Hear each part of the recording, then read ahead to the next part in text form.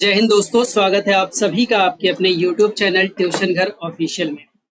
आज की इस क्लास में हम चर्चा करने वाले हैं एपिसोड नंबर 1 नो इम्प्रूवमेंट के क्वेश्चन को लेके। जैसा कि आपको बताया गया था, ये सीरीज कंटिन्यूअसली चलता रहेगा। अलग अलग सेक्शन को लेके मैं आपके सामने आता रहूंगा। तो आज की इस सीरीज में हम लोगों ने ऐड किया है नो इम्प्रूवमेंट के क्वेश्चन को। ठीक है, हम लोगों ने किसको ऐड किया है? नो इम्प्रूवमेंट के क्वेश्चन को। एक सेकंड में क्वेश्चन वापस रिपीट हो जाएगा, डोंट वेरी, परेशान मत होइए। ठीक है, परेशान बिल्कुल भी मत होइएगा।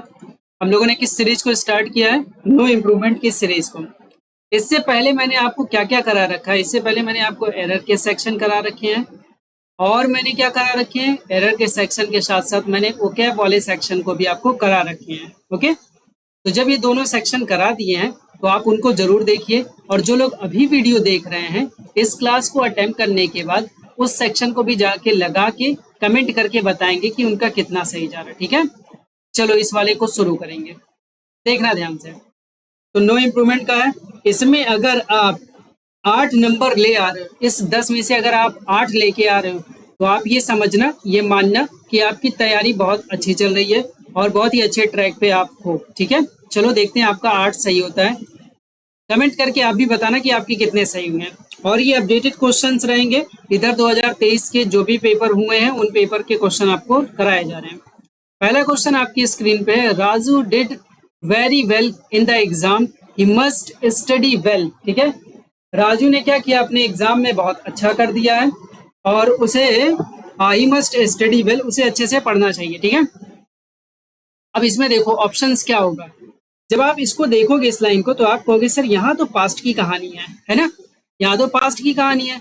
तो Raju did very well in the exam, exam में बहुत अच्छा किया क्योंकि उसने अच्छा पढ़ा होगा, है ना, क्योंकि उसने अच्छा पढ़ा होगा इसीलिए एग्जाम में अच्छा किया। तो ये तो आप प्रेजेंट की भावना से बोल दे रहे हो। तो यहाँ जो यूज होगा, ठीक है, यहाँ जो यूज होगा आप लोग भी समझ गए होगे। यहाँ पे फर्स्ट वाला ऑप्शन लगाने के लिए, Raju did very well in the exam, he must have studied well, उसने बहुत अच्छे से पढ़ा होगा।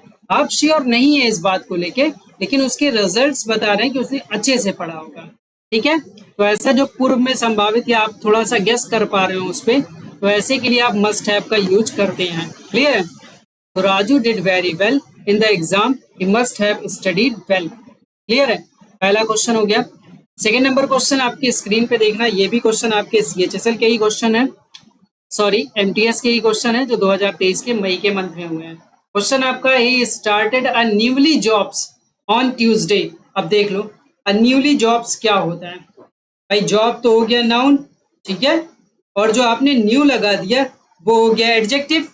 तो अब न्यूली तो एडवर्ब लगा हुआ है, तो आप यहाँ पे क्या करोगे? यहाँ पे अ न्यू जॉब करोगे, ये ज्यादा अच्छी लाइन रहेगी। ठीक है, सेकेंड नंबर क्वेश्चन में सेकेंड ऑप्शन रहेगा a new job. Okay, third number question देखो, लिखा है no they are normal people. Bracket part है, उस ब्रैकेट पार्ट को आपको इंप्रूव करना है। Although they perceive the world different.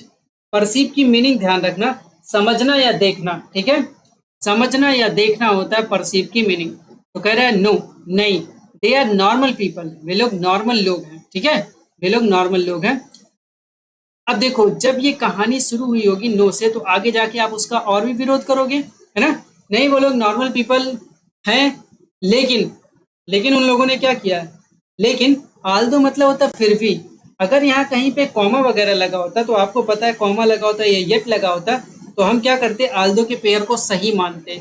अभी फिलहाल ना तो येट लिखा है, ना ही कॉमा लिखा हुआ है, तो इस लाइन में क्या करेंगे? But they perceive the world differently. एक चीज और इसमें चेंज करना है। ठीक है, तो यहाँ जो वर्ब लिखा है अपने पास, ये वर्ब किसकी विशेषता बताएगा? एडवर्ब की विशेषता बताएगा। डिफरेंट अभी एडजेक्टिव के रूप में है, आपको यहाँ डिफरेंटली वाला वर्ड लेके आना है। तो अपने पास ऐसे में कौन से ऑप्शन है? अपने पास दो ऑप्शन है, सेकंड और थर्ड। सेकंड और थर्ड में अंतर क्या है? फ्रॉम और बट का। No they are normal people from they perceive, गलत। No they are normal people but they perceive the world differently. वो लोग साधारण लोग हैं, लेकिन दुनिया को वो लोग अलग तरीके से देखते हैं। ठीक है, वो दुनिया को अलग तरीके से समझते हैं। तो ये आपका क्वेश्चन का आंसर हो जाएगा। फोर्थ नंबर पे आ जाइए। फोर्थ नंबर क्वेश्चन आपके पास है, we went to the mall however us only gone window shopping. इस लाइन को आप पढ़ के ही देख पाओगे, कहोगे कि सर ऐसा कौन सा सेंटेंस आखिर बनता ही है ना। तो हाउएवर के बाद सब्जेक्ट की नीड है। अब चूंकि यहाँ अस लिखा है तो आप वी वाले पोर्शन पे जाओगे। और भी चीजें आप नोटिस करो इसमें, गॉन तुरंत नहीं लिखाएगा, या तो वर्ब की फर्स्ट फॉर्म लग सकती है या सेकेंड फॉर्म। गॉन कैसे किसी सब्जेक्ट के बाद आ जाएगा, है ना। तो यहाँ पे आप क्या करोगे, सेकेंड वाला ऑप्शन लगाओगे, वी ओनली वेंट। ठीक है, लाइन पूरी क्या बनेगी, we went to the mall, however we only went window shopping. ठीक है, ओके, वेरी नाइस। साथ ही साथ मैं आपको बता दूं, अगर आपको किसी क्लास की नीड है, जैसे कि मैंने आप पे मॉक टेस्ट अरेंज कर रखे हैं, आप ट्यूशन घर ऑफिशियल ऐप पे जाके मॉक टेस्ट ज्वाइन कर सकते हैं। इसमें 25 सेट आपको टोटल प्रोवाइड किए जाएंगे, जो आपको 99 रुपीज़ में ही प्रोवाइड किए जा रहे हैं। साथ ही साथ आप क्या कर सकते हो, अगर आपको क्लोज टेस्ट पैसेज PQRS में प्रॉब्लम है, चूंकि आपको पता है ये पोर्सन 40 नंबर का SSC स्टेनोग्राफर में आता है, तो आप इसको भी ज्वाइन कर सकते हो। ठीक है, बाकी आप मुझे व्हाट्सअप कर सकते हो 9628740733 पे। आ जाते हैं अपने क्वेश्चन पे। जितने क्वेश्चन आपके सही हो रहे हो गलत हो रहे हो कमेंट करके जरूर बताया करें। क्वेश्चन नंबर 5वां देखिए, लिखा at the grocery store. Grocery store पे coffee is in and same ashless.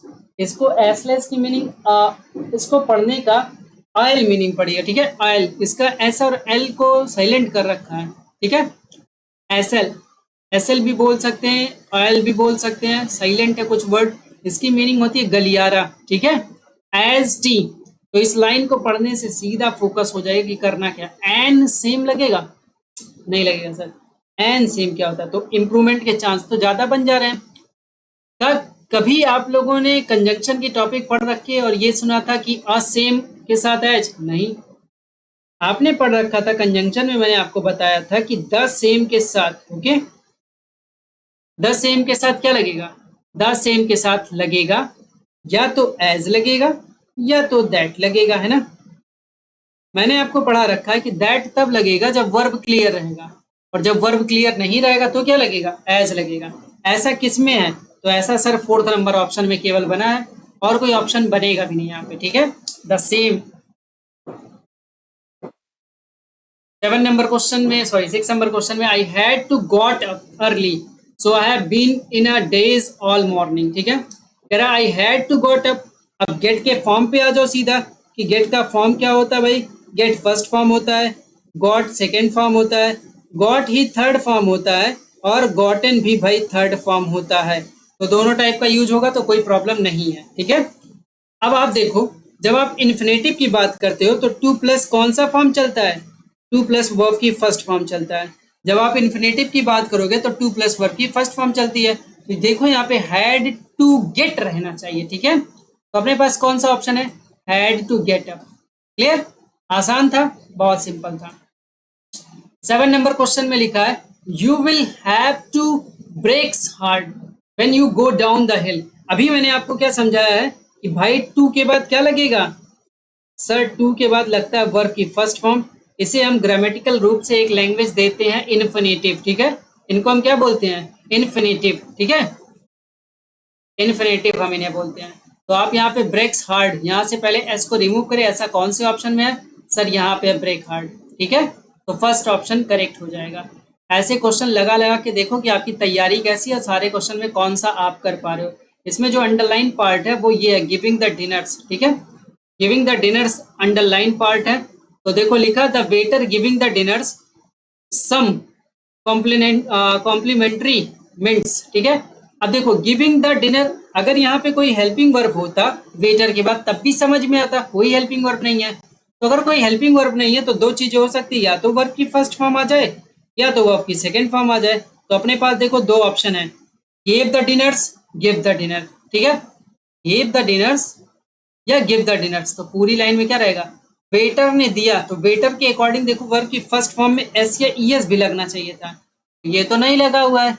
तो आप कहोगे सर ना तो पहला ना तो दूसरा ना तो चौथा, सीधा सीधा कौन सा, थर्ड नंबर ऑप्शन अपना करेक्ट होगा। पास्ट की बात ये दिखाएगा, है ना। 9 नंबर क्वेश्चन देखो लिखा हुआ है Helen Keller was born on 27th June 1880 in सुकुम्बिया, सुकुम्बिया कुछ भी हो सकता है। ठीक है, आओ, तो यहाँ पे was born on, तो यहाँ जो लिखा हुआ है आपको पता है ऑन लगता भी है 21 जून, डेट और डे एक साथ रहेगा तो प्रीपोजिशन क्या चलता है, प्रीपोजिशन ऑन चलता है, डेट और डेज से साथ मेरे, ठीक है। अब वाज वॉर्न लगाना भी है, तो अब इसमें देखो दो ऑप्शन है, एक तो नो इम्प्रूवमेंट है और एक सीधा सीधा वही लाइन लिखा है जो क्वेश्चन में लिखा हुआ है।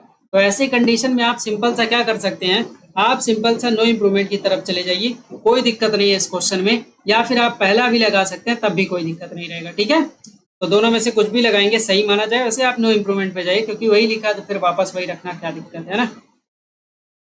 आखिरी क्वेश्चन आज का 10 नंबर क्वेश्चन में देखिए लिखा हुआ है द रोडियो, ठीक है। The rodeo is bracket part आपके पास है, great way to unite soldiers skills and build esprit de corps. Esprit de corps का मतलब होता है दल भावना, ठीक है, दल भावना से। अब इसमें देखो क्या लगना चाहिए, तो पूरी लाइन में देखो कौन कौन सी लाइन, यहाँ पे देखो बिल्डिंग्स कर दिया है, तो बिल्डिंग है तो बिल्डिंग्स क्यों कर रहे हो, ठीक है। पहला तो ये डिफरेंस हो गया, और क्या डिफरेंसेस हैं, एंड सोल्जर कभी होगा भाई, एंड सोल्जर्स ना सर, कभी ना होगा। अब अपने पास एक ऑप्शन है नो इम्प्रूवमेंट, मतलब कि नो सब्सटीट्यूशंस रिक्वायर्ड, एक तो ये ऑप्शन है, और एक ऑप्शन फोर्थ वाला है, यहाँ जो लिखा इसको हटा दिया, आई नहीं लिखा, ठीक है। फोर्थ नंबर ऑप्शन में देखो लिखा है ब्लैंक लिखा है great way to unite soldiers skills and build.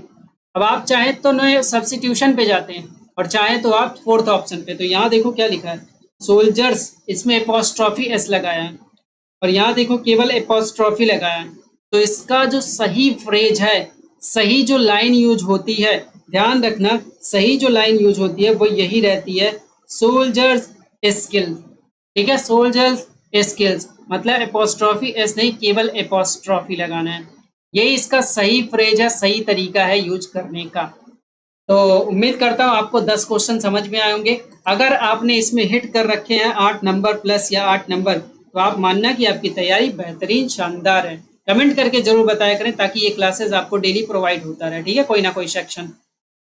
बाकी अगर आपने मॉक टेस्ट नहीं ज्वाइन किया तो मॉक टेस्ट ज्वाइन करें, ट्यूशन घर ऑफिशियल ऐप इंस्टॉल करें, और व्हाट्सअप भी कर सकते हैं 9628740733 पे, ठीक है। टेक केयर, आज की क्लास में इतना ही। डेली आपको कुछ ना कुछ मिलता रहेगा, जरूर क्लास से जुड़े और क्लास में कमेंट करके बताया करें, ठीक है। Take care, bye.